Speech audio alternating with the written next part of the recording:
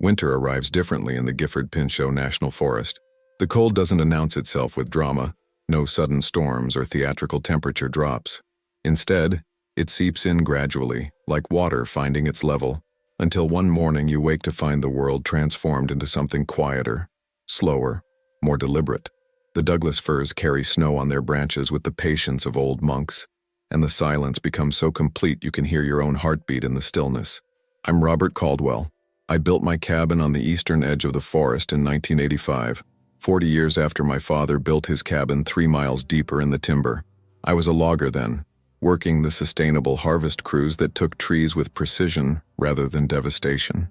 When my knees gave out at 52, I retired to the cabin full-time, living on a modest pension and the kind of solitude that becomes its own form of wealth.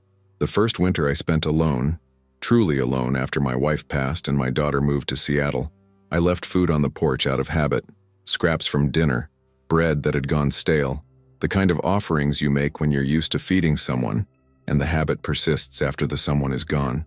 I told myself it was for the ravens or maybe the deer that sometimes browsed near the cabin at dawn. On a January morning in 1986, I found the bowl empty and placed carefully to one side, no longer where I'd left it. The snow around the porch showed tracks, not deer, not bear, not anything I recognized from 40 years of walking these mountains. Bipedal, large. The stride length suggested something tall, heavy, moving with deliberate care across my property. I refilled the bowl that evening, left it in the same spot, then sat in my kitchen with the lights off, watching through the window. Nothing came. Not that night or the next 3 nights. I began to think I'd imagined the strangeness of those tracks, that grief does peculiar things to perception, and I'd simply misread bear prints in melting snow. Then on the 5th night, at 11:47 p.m., I remember because I'd been checking my watch, considering giving up and going to bed. Something emerged from the tree line. Upright, massive, moving with a silence that seemed impossible for something that size. It approached my porch, and 20 years of my life changed with each step it took through the snow. I didn't move, didn't breathe, just watched through the kitchen window as the figure climbed the 3 steps to my porch with a grace that contradicted its size. In the moonlight reflecting off snow, I could make out basic shape, roughly humanoid, covered in dark hair, at least 7 feet tall with shoulders that seemed too broad for any human frame. It stood there for perhaps 30 seconds, completely still, as if listening or perhaps testing the air for danger. Then it bent down, knees bending in a way that was unmistakably bipedal, unmistakably intentional, and picked up the bowl I'd left. I'd filled it with leftover venison stew, bread, some carrots. The creature lifted the bowl and with remarkable delicacy, ate the contents. Not frantically, not with animal desperation, methodically, using what I could only describe as manners. When it finished, it set the bowl down in exactly the same position I'd placed it, then descended the steps and disappeared back into the tree line. The entire visit lasted perhaps 4 minutes. 4 minutes that rendered 40 years of living in these mountains suddenly incomplete, as if I'd been walking through a house I thought I knew only to discover a room I'd never noticed before. I didn't sleep that night. I sat in my chair with coffee and watched the darkness, trying to reconcile what I'd seen with everything I'd believed possible. By dawn, I'd convinced myself it was a dream, a grief-induced hallucination, the product of too much isolation and too little human contact. But the bowl was empty, and the tracks in the snow were real. I spent that day doing what lonely men do. I talked to myself, out loud, arguing both sides of my own sanity. I researched in the small library of books I kept, looking for references to unusual wildlife in the region. Bears could stand upright, but they didn't move like that, didn't eat with that kind of deliberate care, didn't place bowls down with obvious consciousness of position. That evening I left food again. This time I added a note, handwritten on paper weighted down with a stone. "You're welcome here. No harm will come to you." I felt ridiculous writing it, felt more ridiculous leaving it. If someone had told me they were leaving notes for mysterious creatures in the forest, I'd have suggested they spend less time alone, but I left it anyway. The creature returned that night at 11:52 p.m., almost the same time as before. It followed the same pattern, emerged from the tree line, approached the porch, paused to assess, then bent to retrieve the food. This time I'd left a larger portion, an entire pot of stew, a half loaf of bread, apples from the cold storage in my cellar. It ate standing, taking its time. At one point it picked up the note, held it close, examining it, I thought, though I couldn't be certain it understood what paper meant or what the symbols on it represented. It set the note down, finished eating, and placed the empty pot where the bowl had been the night before. Then it did something that changed the nature of our arrangement. It looked directly at my kitchen window. Not searching, not scanning. Looking. Making eye contact through 40 feet of darkness and glass. For perhaps 10 seconds we regarded each other. I felt seen in a way that transcended the physical act of vision. Acknowledged.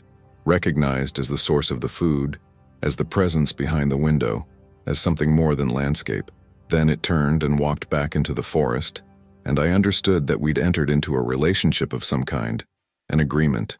I would provide food, and it would accept that provision. Simple, primal, the kind of contract that existed before language, built on gesture and repetition and mutual non-aggression. The pattern established itself over the next 3 weeks. Every night between 11:30 and midnight, the creature would emerge from the forest, approach the porch, eat whatever I'd left, and depart. I varied the food, sometimes fresh vegetables, sometimes meat, sometimes bread and preserves. I tried to imagine what a being living in the forest would need nutritionally. Protein, certainly. Calories for maintaining body temperature in winter. Variety for micronutrients. I never saw it clearly. The combination of darkness, distance, and my aging eyes meant I could discern shape and movement, but not detail. I considered setting up lights or a camera, but something stopped me. This felt like a privilege, not a research opportunity. The creature was choosing to trust me enough to enter my space, to be vulnerable in the act of eating. Documenting it seemed like a violation of that trust. Instead, I simply provided, and watched, and gradually adjusted to the idea that my understanding of the world had been incomplete, that intelligence and consciousness existed in forms I hadn't acknowledged.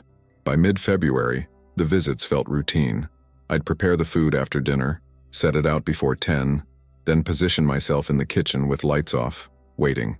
The creature never varied its timing by more than 15 minutes. It never brought others.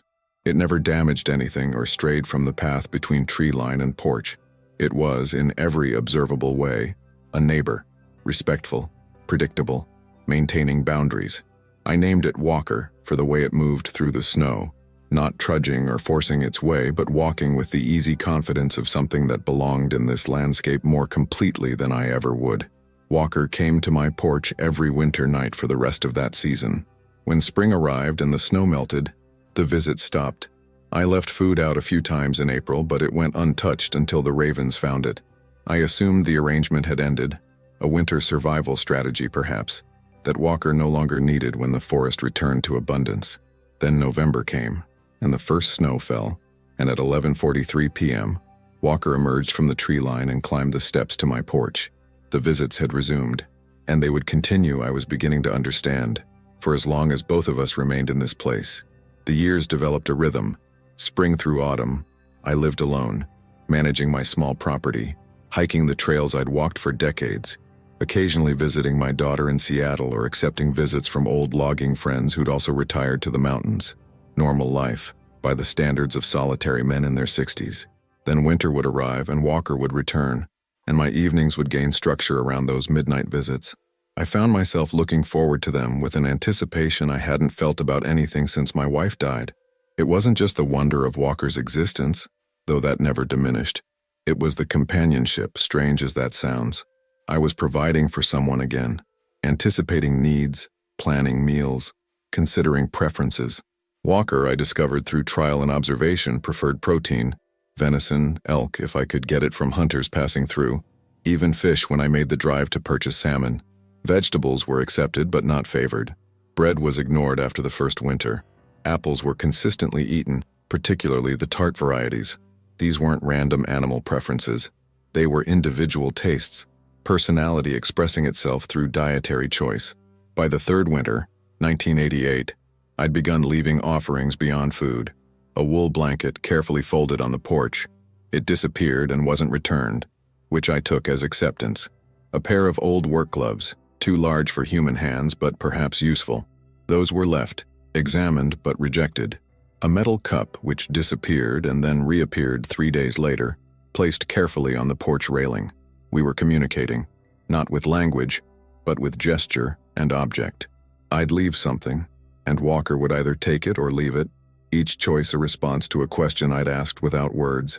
In the winter of 1991, I left a hand-drawn sketch, my attempt to illustrate Walker's form as I understood it.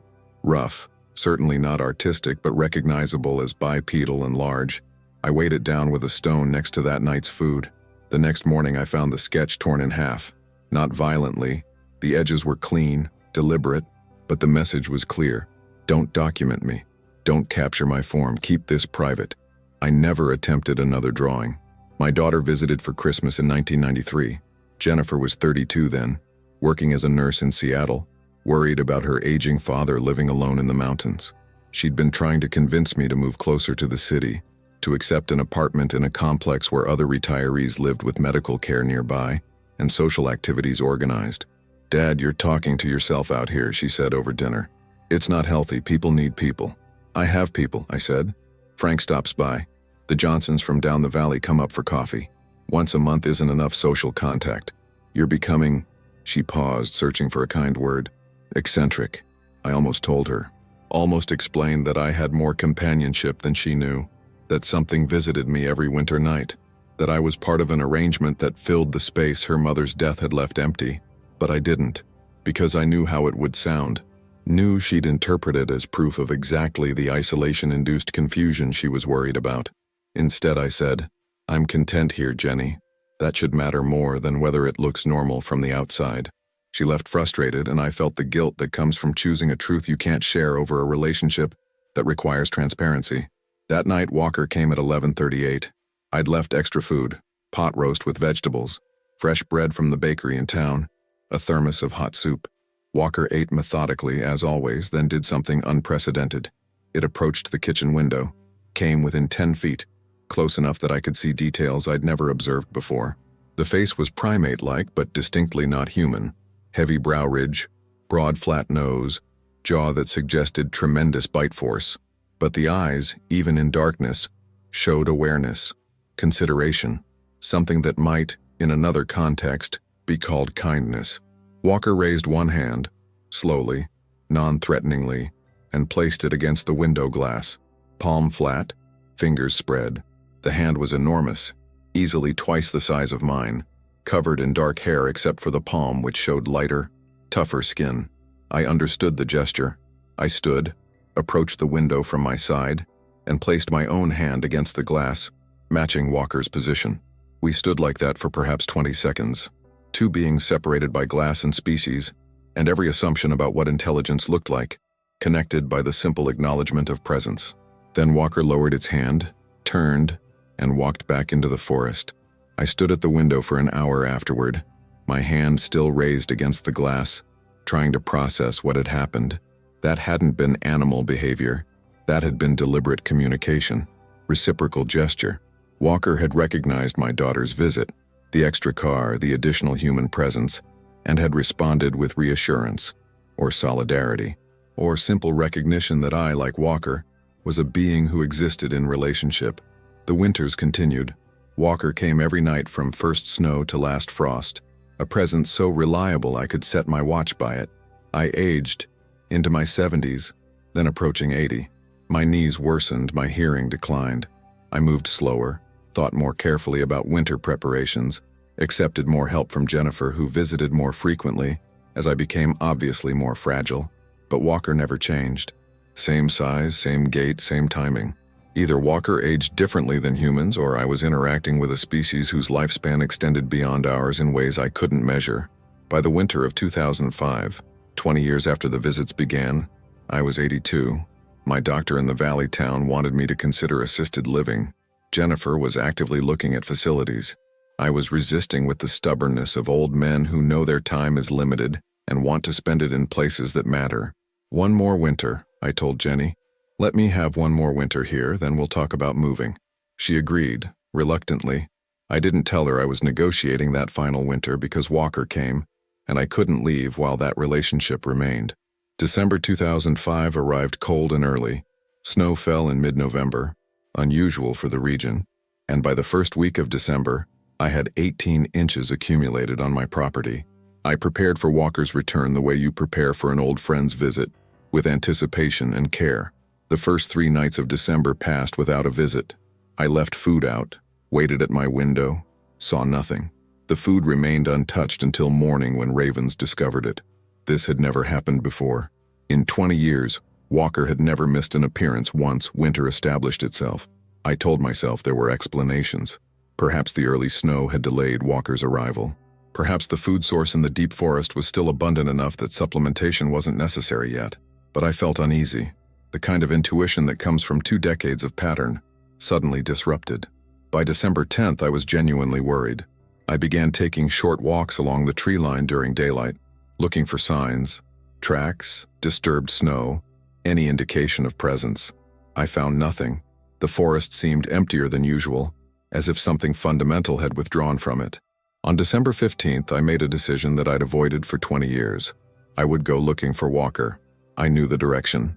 20 years of watching the same approach route had established Walker's path clearly, from the northeast, along a ridge that ran parallel to my property before descending toward my cabin. I'd never followed it, respecting the implicit boundary between my space and Walker's. But concern overrode respect. I prepared carefully, dressed in layers, packed emergency supplies, told Jennifer via phone that I was taking a day hike so someone would know to search if I didn't return. Then I set out along Walker's route, following the tree line northeast. The walk was harder than I'd anticipated. My 82-year-old body wasn't built for the terrain anymore, and the snow made every step an effort. But I pushed on, driven by something I couldn't fully articulate. Not just worry, obligation. 20 years of accepting Walker's trust created a debt. 2 miles in, I found tracks. Not recent, partially filled with new snow, at least several days old, but unmistakably Walker's. The stride length, the depth, the bipedal pattern. I followed them away from my property, deeper into the forest where the old-growth Douglas fir created a canopy so dense the snow thinned to scattered patches. The tracks led to a section of forest I'd never explored, a small valley between 2 ridges where a creek ran through stone formations that created a series of natural shelters. And there, in a depression beneath an overhang of rock and roots, I found Walker. The first thing I noticed was stillness. Walker wasn't moving, was lying on its side, partially covered by branches and moss that had been deliberately arranged. Not recently, but weeks ago perhaps. Insulation against cold, or perhaps camouflage, or simply the instinct to create shelter when unable to maintain body heat through movement. I approached slowly, announcing myself verbally. "Walker, it's me, Robert," from the cabin. No response, no movement. I knelt beside the massive form, difficult with my knees, but I managed, and placed my hand on Walker's shoulder. The hair was coarse, matted with dirt and plant material. The body beneath was cold, but not frozen, still carrying some residual warmth. I found the injury by touch, a wound in Walker's lower back, left side, partially healed but clearly infected. The flesh around it was hot, swollen. I couldn't determine cause, perhaps a fall onto a sharp branch, perhaps something else. But the infection was severe and Walker was dying from it, or perhaps already dead. I pressed my hand more firmly against Walker's chest, searching for heartbeat or breathing. For a long moment, nothing. Then, faint, so faint I thought I might be imagining it, a slight rise and fall, breathing, barely perceptible, but present. Walker was alive, but not by much. I sat back on my heels, breathing hard from the exertion and the shock, and tried to think clearly. Options cascaded through my mind, each immediately complicated by the fundamental impossibility of Walker's existence. Call for help. And explain what exactly? That I'd found an unknown primate dying in the forest? Every ranger, every doctor, every authority I could contact would respond with disbelief, or worse, with the kind of attention that would turn Walker into a spectacle, a specimen, a scientific curiosity to be studied and displayed. Treat the wound myself. I had basic first aid knowledge, but this required antibiotics, proper wound care, possibly surgery. Nothing I could provide in the field, and transporting Walker was physically impossible even if I had somewhere to transport Walker to. Or I could sit with Walker, provide presence, make sure that after 20 years of solitude broken only by our midnight arrangements, Walker didn't die alone. I chose presence. I arranged myself as comfortably as possible against a nearby tree, wrapped in my emergency blanket, and began speaking, not about anything important, Just talking, the way you talk to someone who's unconscious but might still hear. I told Walker about the first winter, about how the food offerings had begun, about my wife's death and my daughter's worry, and how those midnight visits had given my life structure when structure had disappeared. I talked about gratitude, about how rare it was to be trusted by something so magnificently other, how privileged I felt to have been part of Walker's life in whatever small way I'd managed. As I talked, I noticed something that made my breath catch. Walker's breathing had changed, still shallow, still labored, but slightly more regular, and Walker's hand, lying in the moss beside me, had moved, just slightly, fingers curling, uncurling. "I'm here," I said quietly. "You're not alone, I'm here." The hand moved again, this time deliberately reaching toward me. I grasped it, or rather, let myself be grasped, since Walker's hand could easily encircle mine. The grip was weak but unmistakable. Connection, acknowledgement. We stayed like that as darkness fell, two beings who'd maintained careful distance for 20 years, finally touching without barriers, without glass, without the protocols that had governed our arrangement, holding on while one of us prepared to let go.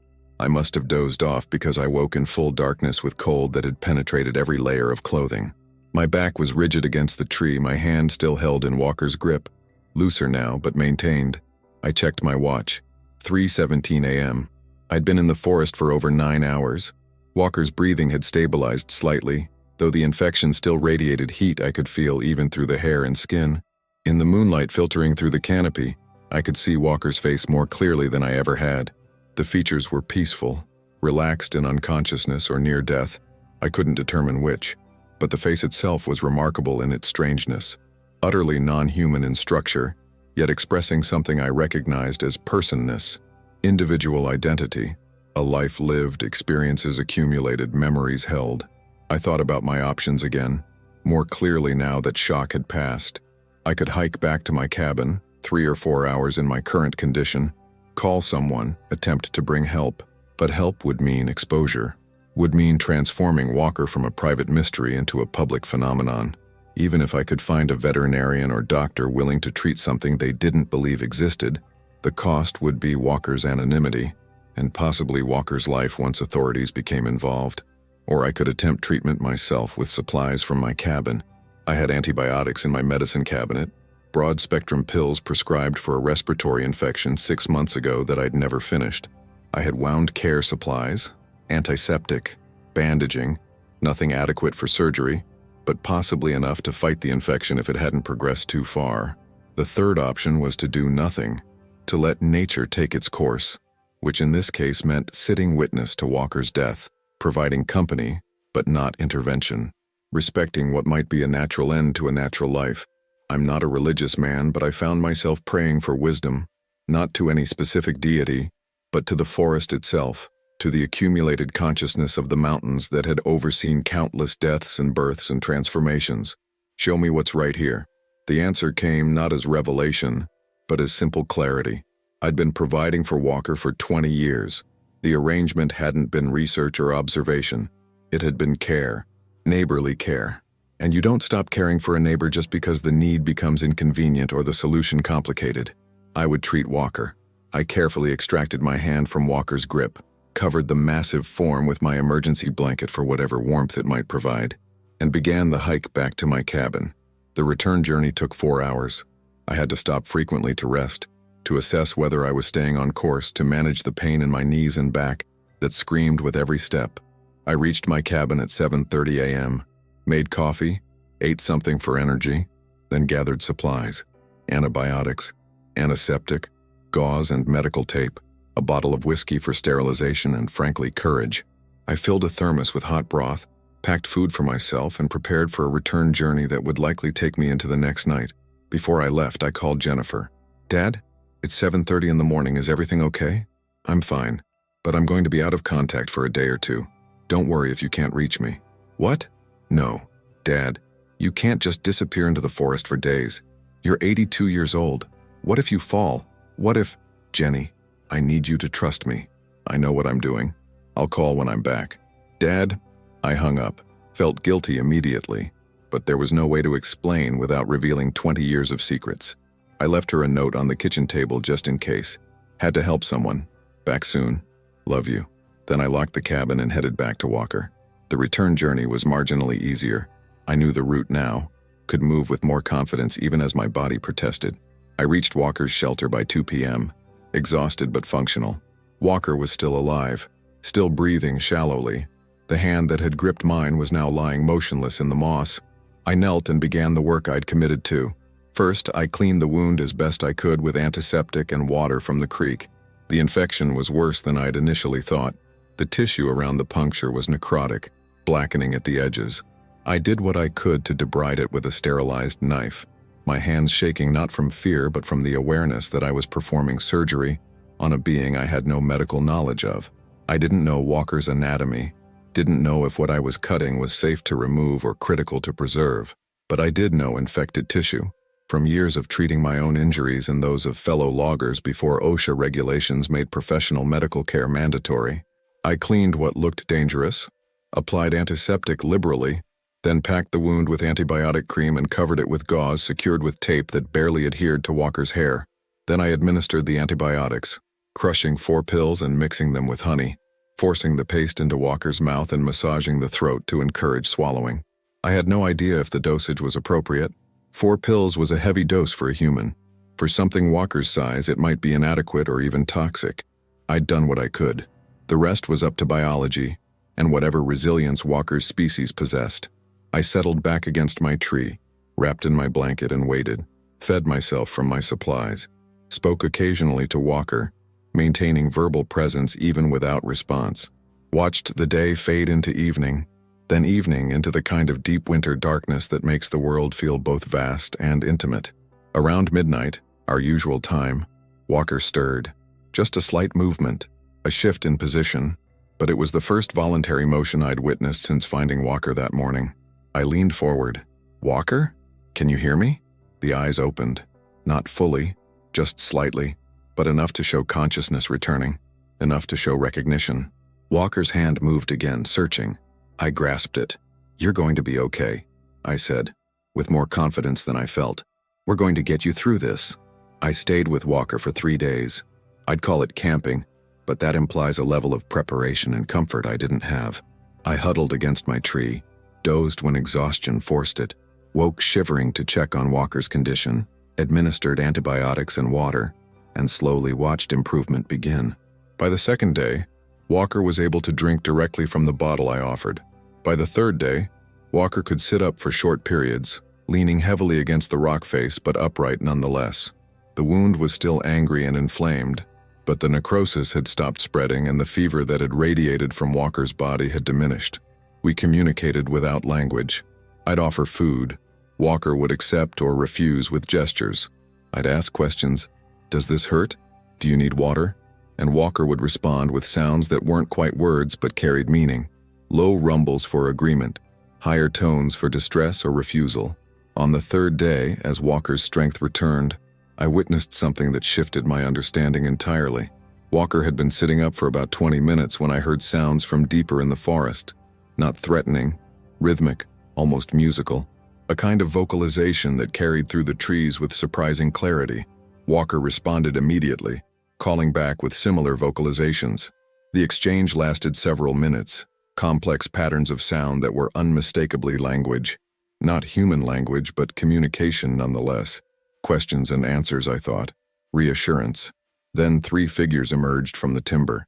I froze, every instinct screaming danger even though these beings approached with obvious caution rather than aggression. They were similar to Walker in structure, bipedal, hair-covered, massive, but different in details. One was slightly smaller, with lighter coloring around the face. The other 2 were Walker's size but moved differently, with mannerisms that suggested youth or subordinate status. Family. I was looking at Walker's family. They stopped at the edge of the small clearing, assessing me with the same careful observation Walker had used during our first encounters 20 years ago. I remained still, hands visible, projecting non-aggression through body language in the hope that whatever universal signals work across species would function here. Walker vocalized again, longer this time, more elaborate. Explaining, I realized, telling them who I was, what had happened. The family listened, then the lighter-faced one approached slowly. It knelt beside Walker, examining the wound with obvious concern. touched Walker's face, made soft sounds that were unmistakably affectionate. Mate, I thought, or sibling. Someone bound to Walker by relationship that transcended species differences in its fundamental emotional content. Then this being turned to me. We made eye contact, and I saw assessment happening, judgment being formed. It reached out slowly, not threateningly but deliberately, and touched my shoulder. Let its hand rest there for a moment while it studied my face. Then it vocalized softly, not to Walker, to me. The tone was clear even without understanding the sounds. Gratitude. I nodded, hoping the gesture carried across species. You're welcome. I care about Walker, have for 20 years. It understood something in my tone, if not my words. It touched my shoulder again, then returned to Walker's side. The four of them communicated for several minutes while I sat motionless, barely breathing, aware that I was witnessing something perhaps no other human had seen. A family unit of unknown hominids, expressing concern and relief, and complex social bonds that matched anything I'd observed in humans. The lighter-faced one began tending Walker's wound. It removed my makeshift bandaging carefully, examined the injury with obvious knowledge of wounds and healing, then did something remarkable. It reached into what I can only describe as a pouch, some kind of natural fold in the body hair, and extracted a paste of crushed plants. It applied this to Walker's wound with the precision of someone who'd done this before, then recovered it with layers of moss that it pressed firmly into place. Medicine. They had medicine. Knowledge accumulated over generations about what plants treated infections, how to prepare them, how to apply them for maximum effect. I'd been so focused on Walker as an individual that I'd failed to fully consider what Walker's existence implied. These weren't isolated beings. They were a culture, a society with accumulated knowledge, family structures, likely territories and traditions, and all the complexity that comes with intelligent social life. And I'd been leaving food on my porch for 20 years, thinking I was helping one mysterious creature, not realizing I was interacting with a member of a population that had its own systems of care and survival. After the wound was dressed, two of the family members positioned themselves on either side of Walker. Together they lifted, Walker supporting some weight, but mostly being carried, and began moving deeper into the forest. The lighter-faced one paused, looked back at me one final time. We regarded each other across the space between species, between known and unknown. I raised my hand in farewell. It mirrored the gesture, not precisely, but close enough. Acknowledgement, goodbye, thank you. Then they disappeared into the timber, moving with that remarkable silence despite their size, leaving me alone in the clearing with used medical supplies and the overwhelming understanding that I'd been granted access to something extraordinary. I sat there for another hour, processing what I'd witnessed. Eventually, I packed my supplies, covered the evidence of my presence as best I could, and began the long walk back to my cabin. My phone had 17 messages from Jennifer, each more frantic than the last. I called her as soon as I had signal. Dad, Jesus Christ, 3 days? I was about to call search and rescue. I'm fine, Jenny. I told you I needed time. Time for what? What were you doing out there? I looked back toward the forest, toward the territory I'd lived beside for 40 years, that had finally shown me its deepest secret. Helping a friend, I said. Just helping a friend. She didn't understand, but she accepted it. What else could she do? I returned to my cabin, cleaned up, slept for 12 hours, and woke to December sunshine on fresh snow. That evening, I left food on the porch, as I had for 20 years. I didn't expect Walker to come. Walker had family now to provide care, no longer needed my humble offerings, but I left it anyway, because the gesture mattered more than the outcome. Jennifer arrived unannounced 2 days before Christmas. I heard her car struggling up the snow-covered road, saw her park and trudge through the drifts to my porch, and knew before she knocked that this visit wasn't social. She came inside, stomped snow off her boots, and didn't bother with pleasantries. Dad, we need to talk seriously. No deflecting, no changing the subject. I've been talking to Dr. Morrison, my physician in the valley, and he's concerned about your mental state. Disappearing for 3 days, vague explanations, refusing to consider moving to a safer living situation. He thinks you might be experiencing early cognitive decline. I poured coffee, took my time responding. Jenny, my mind is fine. I know exactly what I'm doing and why. Then explain it to me. Make me understand why you'd risk hypothermia and God knows what else to help a friend that you won't tell me about. Who is this friend? Why couldn't you call someone for help? I sat across from her at my small kitchen table, the same table where I'd sat watching Walker for 20 years and made a decision. She deserved truth, even if truth sounded impossible. For the last 20 years, something has been visiting this cabin every winter. Something that isn't human, isn't any known animal. Something intelligent and peaceful that I've been leaving food for. That's who I was helping. Walker was injured, infected, dying. I couldn't just let that happen. Jennifer stared at me. I watched her expression shift from concern to alarm to the careful neutrality medical professionals use when managing delusional patients. Dad, listen to yourself. You're talking about, what, Bigfoot? You think you've been feeding Bigfoot for 20 years? I don't know what to call it. I know what I've seen, what I've experienced. Walker came every night from first snow to last, ate the food I left, and we had an arrangement, an understanding. And you went into the forest in December, at 82 years old, to treat an injured Bigfoot. Dad, do you hear how this sounds? I hear how it sounds. I know you think I'm confused or delusional or losing my grip on reality, but I'm not. I'm telling you the truth about my life here, about what's been happening that I've kept private because I knew no one would believe me. She rubbed her face, exhausted. Have you told anyone else about this? Frank? The Johnsons? Anyone? No, just you, because you're my daughter, and you deserve to know why I won't leave this place. Dad, this is exactly why you need to leave. You're isolated out here. You're creating stories to cope with loneliness. It's not uncommon in elderly people living alone. I'm not creating stories. The force of my response surprised both of us. I took a breath, moderated my tone. Jenny, I understand your skepticism. I do, but I've been a rational man my entire life. Worked 40 years in logging, maintained equipment, understood safety protocols, never had illusions or fantasies. What I'm telling you is observational fact. Then show me proof. Photos, videos, tracks, something. I don't have proof. I never documented it. That would have violated Walker's trust. She closed her eyes and I could see her making professional assessments, running through whatever training she'd received about managing aging parents with cognitive issues. Okay, she said finally. Here's what we're going to do. You're going to come stay with me in Seattle for the rest of winter. We'll get you evaluated by a neurologist. Make sure there's nothing medical going on. Then in spring we'll reassess whether it's safe for you to come back here. Does that sound reasonable? No, because I'm not leaving while Walker might still need help, while the family might still be in the area. Dad, there is no Walker. There's no family of Bigfoot creatures in the forest. There's isolation and loneliness and your mind finding ways to cope with that. We argued for 2 hours. She tried logic, then emotion, then stern insistence. I remained immovable. Eventually she left, frustrated and worried, promising to return after Christmas with proper support, which I interpreted as a doctor or possibly legal proceedings to declare me mentally incompetent.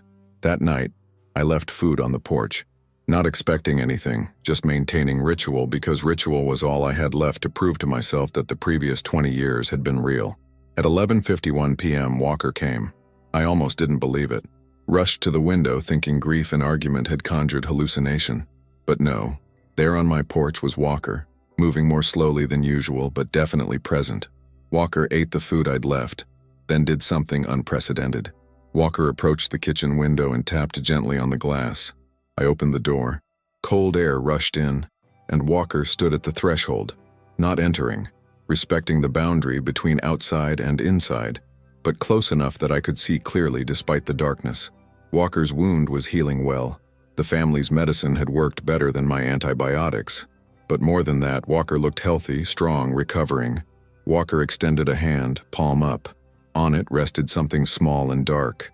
I reached out and accepted it. A smooth stone, river-polished, with natural striations that caught what little light reached the porch. A gift. After 20 years of receiving, Walker was giving. Thank you, I said, holding the stone carefully. For trusting me. For letting me help. Walker vocalized softly.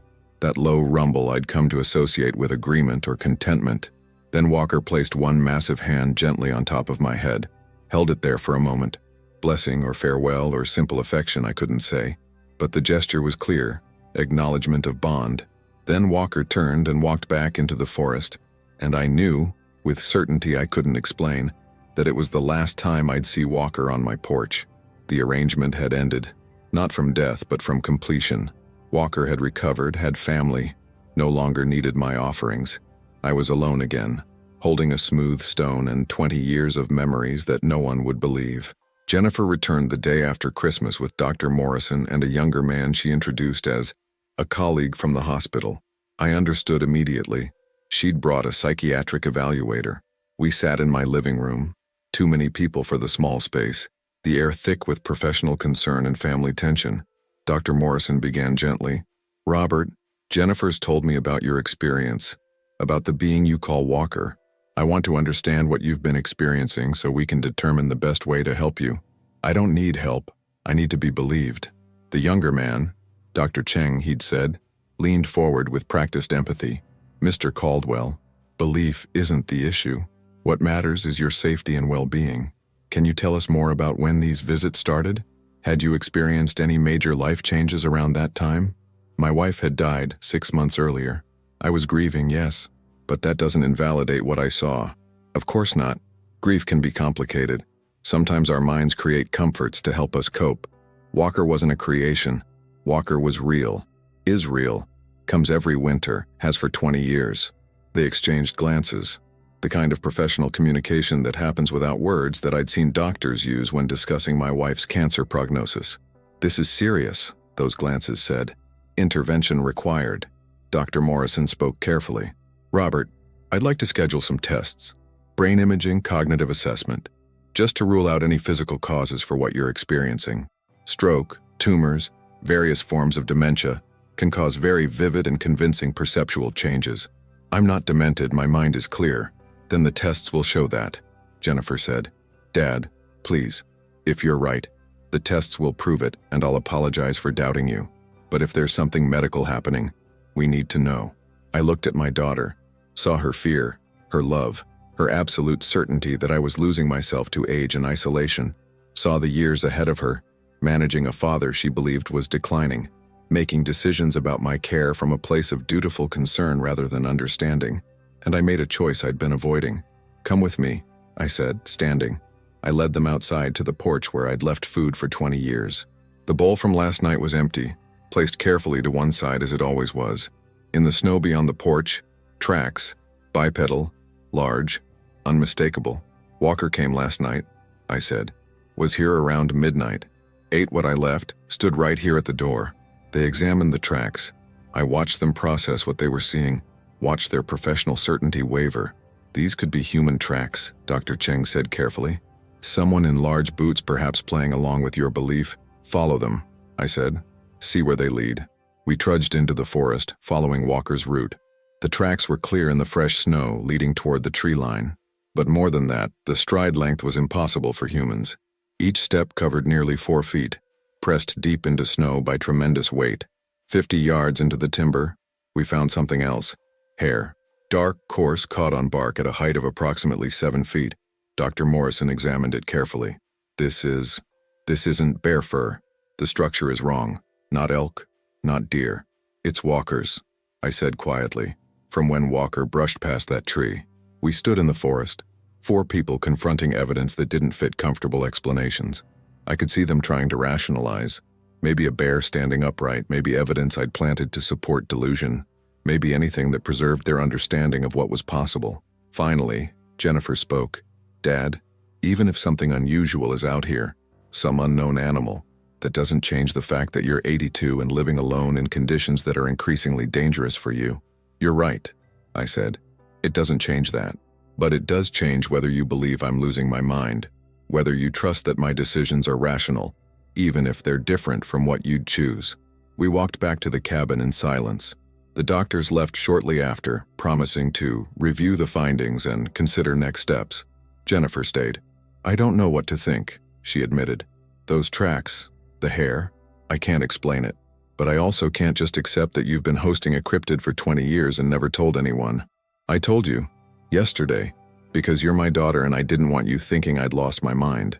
And now you have to decide whether you believe me, whether you trust that I'm capable of understanding my own experience even when that experience seems impossible." She was quiet for a long time. Finally, "I believe you believe it. And the evidence is, I don't know what the evidence is. But Dad, even if this is all real, you're still getting older. still more at risk out here. I'm not asking you to stop believing in Walker. I'm asking you to consider that there might come a time when you can't safely live alone anymore. That time isn't now, but it's coming. And when it does, will you let me help you? Will you consider options besides staying in this cabin until something goes wrong? I looked out at the forest, at the territory I'd shared with Walker for 20 years. When that time comes, yes, I'll consider it. But I get to decide when that time is. Not you, not the doctors. Me. She nodded slowly. Okay, that's fair. She left that afternoon. As she drove away, I saw her looking back at the forest, at the tracks still visible in the snow, at the mystery that had entered her life through her aging father's truth. That night, I left food on the porch. Not expecting Walker, our arrangement had ended, but maintaining the gesture because some rituals carry meaning even after their practical purpose has passed. The bowl remained untouched until morning, when ravens found it. Winter continued. Walker didn't return. The porch stayed empty except for the food I left and the birds that claimed it. But I kept looking, kept waiting, kept honoring what had been. Walker never returned that winter, or the next. By the winter of 2007, I'd accepted that our 20-year arrangement had reached its natural conclusion. Walker had family, had recovered, had no further need for my offerings. What had sustained both of us, the gift of mutual recognition across species, had served its purpose and ended gracefully, which was more than most relationships achieve. I continued living in the cabin through those winters, watched by Jennifer with worried vigilance but left mostly alone. My body deteriorated in the ways old bodies do. Knees that barely functioned, hands that shook, vision that blurred. But my mind remained clear, holding those 20 years of memories with perfect fidelity. In spring of 2009, I made the decision Jennifer had been advocating for years. I would move to Seattle, to an apartment she'd found near her house, to the kind of managed care that makes aging slightly less frightening for children watching their parents decline. But first, I needed to close the cabin properly. I spent a week in early May preparing the property, shuttered the windows, drained the pipes, secured everything that might deteriorate in my absence. I gave most of my possessions to Jennifer, or to the few friends who remained from logging days. I kept very little, some photographs, my wife's wedding ring, a smooth river stone that sat on my desk. On my last evening, I made one final meal, venison stew with vegetables, the same meal I'd prepared hundreds of times over 20 years. I placed it on the porch as the sun set, then sat in my kitchen in darkness, waiting. I didn't expect anything. I'd made peace with the ending of the arrangement. But grief and gratitude both required ritual completion, and this was mine. At 11:43 p.m., our time, always our time, I heard footsteps on the porch. My heart seized. I moved to the window, barely breathing. Walker stood there, older somehow, or perhaps I simply recognized age now that I was drowning in it myself. Walker was grayer around the face, moved with slightly less fluidity, but unmistakably, Walker returned after 3 years of absence. Walker ate the meal slowly with what seemed like reverence or remembrance. Then Walker approached the kitchen window, as it happened only a handful of times in 20 years. I opened the door. We stood across the threshold, me inside, Walker outside, separated by the boundary we'd always maintained. "I'm leaving," I said, my voice cracking, moving away. "I won't be here anymore." Walker made a soft sound. Acknowledgement, I thought. Understanding. I'd wondered during the 3 years of absence if I'd romanticized our connection, if I'd projected onto Walker things that weren't there, intelligence, relationship, mutual regard. But looking into those eyes now, I knew I hadn't imagined anything. What we'd shared was real, different from human relationships certainly, but no less genuine. Walker reached into that same fold in the body hair, the natural pouch I'd seen the family member use, and extracted something, extended it toward me. I stepped onto the porch into the cold spring night and accepted what Walker offered. It was a carving, rough, made from wood with tools I could only guess at, but unmistakable in its subject. 2 figures, one large, one human-sized, standing near a structure that represented my cabin. Us. Walker had carved us. I held it carefully, feeling the weight of 20 years compressed into this single object. "Thank you," I whispered, "for trusting me, for letting me be part of your life." Walker placed one massive hand on my shoulder, held it there, gentle and firm. Then Walker vocalized, a long modulated sound that carried complexity I couldn't parse but understood emotionally as farewell and blessing and gratitude.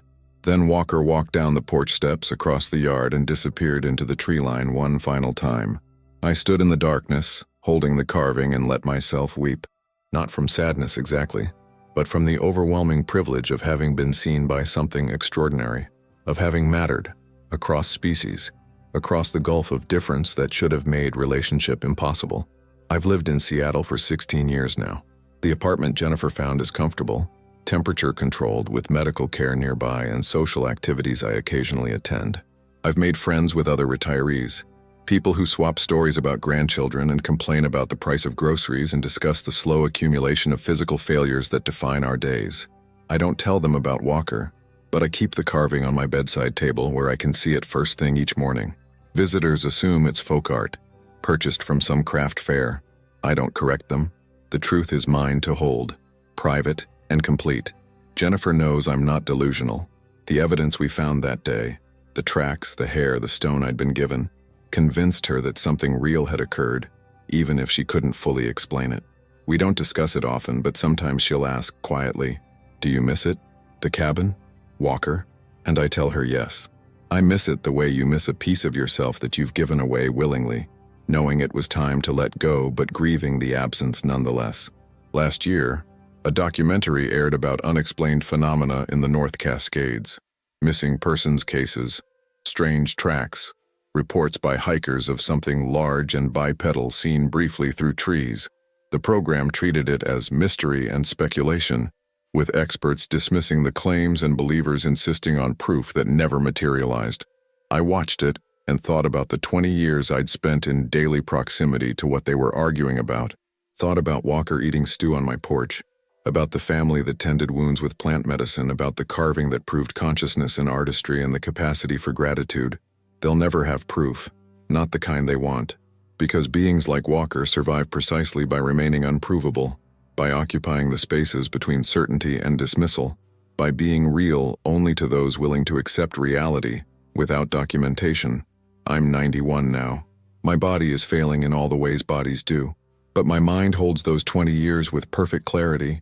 And when my time comes, which won't be long, I'll die knowing I was blessed with a gift most people never receive. I was trusted by something wild and intelligent and extraordinary, was allowed into a life that existed parallel to mine, intersecting for 2 decades in a shared ritual that sustained us both. Some people live entire lives without ever truly being seen.